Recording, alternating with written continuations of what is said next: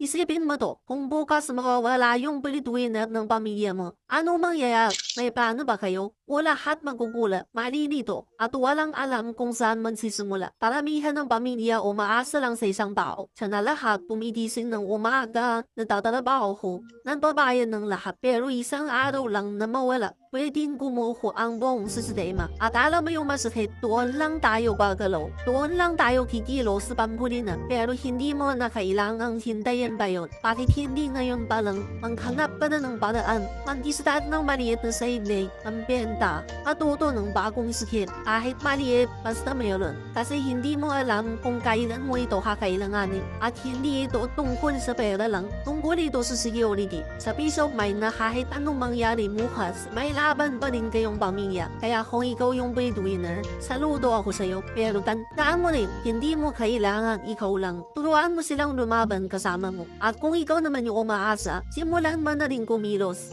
Kasi sa pamilya, hindi dapat isa lang ang lumalaban.